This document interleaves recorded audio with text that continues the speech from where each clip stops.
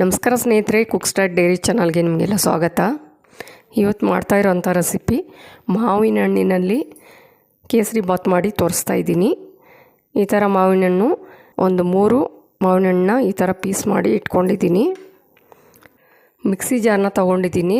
Cut ಮಾಡಿರೋ ಮಾವಿನ ಹಣ್ಣು ಮಿಕ್ಸಿ ಜಾರ್ಗೆ ಸೇರಿಸ್ಕೊಂಡಿದ್ದೀನಿ. ಏಲಕ್ಕಿ ಒಂದು 4-5 ಬಿಡಿಸಿಟ್ಕೊಂಡಿದ್ದೆ, ಅದನ್ನು ಸೇರಿಸ್ಕೊಳ್ತಾ ಇದ್ದೀನಿ. ನೀರು ಹಾಕ್ದೇ ರುಬ್ಕೊಳ್ತೀನಿ. ನುಣ್ಣಕ್ಕೆ ರುಬ್ಕೊಂಡಿದ್ದೀನಿ. ಇಲ್ಲಿ ಸಣ್ಣ ಕಪ್ಪಲ್ಲಿ 1 ಕಪ್ ರವೆ ತೊಗೊಂಡಿದ್ದೀನಿ. ರೋಸ್ಟ್ ಮಾಡ್ಕೊಳ್ತೀನಿ. ರವೆ ರೋಸ್ಟ್ ಆಗಿದೆ, ಈಗ ಸೈಡ್ಗೆ ತೆಗೆದಿಡ್ತೀನಿ. ಅದೇ ಬಾಣಲಿಗೆ ಕಡಲೆಕಾಯಿ ಎಣ್ಣೆ ಸೇರಿಸ್ಕೊಳ್ತಾ ಇದ್ದೀನಿ. ತುಪ್ಪ ತಿನ್ನೋರಾದರೆ ತುಪ್ಪ ಸೇರಿಸ್ಕೋಬೋದು. ಸ್ವಲ್ಪ ಹೆಚ್ಚಾಗಿ ಸೇರಿಸ್ಕೊಳ್ತಾ ಇದ್ದೀನಿ, ಒಂದು 50 ಗ್ರಾಮ್ ಆಗೋಷ್ಟು. ಇಲ್ಲಿ ಕಟ್ ಮಾಡಿರೋ ಡ್ರೈ ಫ್ರೂಟ್ಸ್ ಸೇರಿಸ್ಕೊಳ್ತಾ ಇದ್ದೀನಿ. ಡ್ರೈ ಫ್ರೂಟ್ಸು ರೋಸ್ಟ್ ಆಗಿದೆ, ಈಗ ನೀರು ಸೇರಿಸ್ಕೊಳ್ತೀನಿ. ಈ ಗ್ಲಾಸಲ್ಲಿ 1.5 ಗ್ಲಾಸ್ ಆಗೋಷ್ಟು ನೀರು ಸೇರಿಸ್ಕೊಂಡಿದ್ದೀನಿ. ಹಾಗೆಯೇ ರವೆ ಎಷ್ಟು ತೊಗೊಂಡಿದ್ನೋ ಅದೇ ಕಪ್ಪಲ್ಲಿ 3/4 ಭಾಗದಷ್ಟು. ಸಕ್ಕರೆ ಯೂಸ್ ಮಾಡ್ತಾ ಇಲ್ಲ, ಬೆಲ್ಲ ಹಾಕಿದ್ದೀನಿ.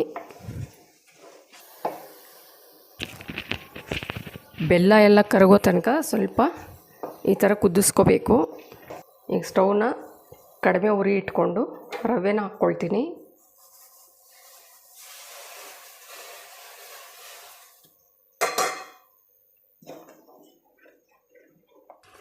ಈಗ ರವೆ ಬೆಂದು ಸ್ವಲ್ಪ ಗಟ್ಟಿ ಆಗ್ತಿದ್ದಂಗೆ, ಅರ್ಧ ಭಾಗದಷ್ಟು ಗಟ್ಟಿ ಆಗ್ತಿದ್ದಂಗೆ ನಾನು ರುಬ್ಬಿಟ್ಕೊಂಡಿರೋಂಥ ಮಾವಿನ ಹಣ್ಣು ಪೇಸ್ಟ್ನ ಹಾಕ್ತಾಯಿದ್ದೀನಿ.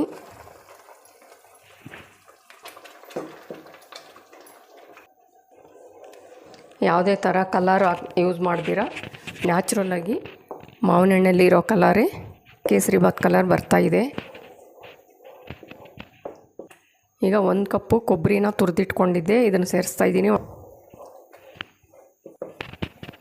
ಈಗ ಚೆನ್ನಾಗಿ ಮಿಕ್ಸ್ ಮಾಡ್ಕೋಬೇಕು, ಗಂಟುಗಳಿಲ್ದಂಗೆ ಮಿಕ್ಸ್ ಮಾಡ್ಕೊಳ್ಬೇಕು.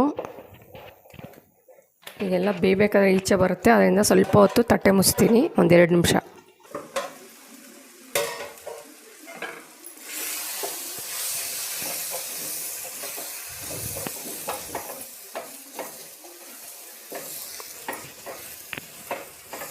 ರುಚಿಯಾಗಿರೋಂಥ ಮಾವಿನ ಹಣ್ಣಿನ ಕೇಸರಿ ಬಾತು ರೆಡಿ ಆಗಿದೆ ಸ್ನೇಹಿತರೆ. ನಾನು ಇವಾಗ ಸ್ಟವ್ ಆಫ್ ಮಾಡ್ತೀನಿ. ಸ್ಟವ್ ಆಫ್ ಮಾಡಿ ಸರ್ವ್ ಮಾಡ್ತೀನಿ.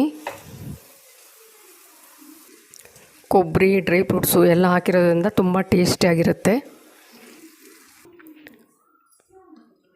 ತುಂಬ ರುಚಿಯಾಗಿರೋಂಥ ಮಾವಿನ ಹಣ್ಣಿನ ಕೇಸರಿ ಬಾತು ತಪ್ಪದೆ ನೀವು ಟ್ರೈ ಮಾಡಿ ಸ್ನೇಹಿತರೆ, ತುಂಬಾ ಟೇಸ್ಟಿಯಾಗಿರುತ್ತೆ. ಹಾಗೆ ನನ್ನ ಚಾನಲ್ಗೆ ಸಬ್ಸ್ಕ್ರೈಬ್ ಆಗಿ, ಲೈಕ್ ಮಾಡಿ, ಶೇರ್ ಮಾಡಿ, ಸಪೋರ್ಟ್ ಮಾಡಿ.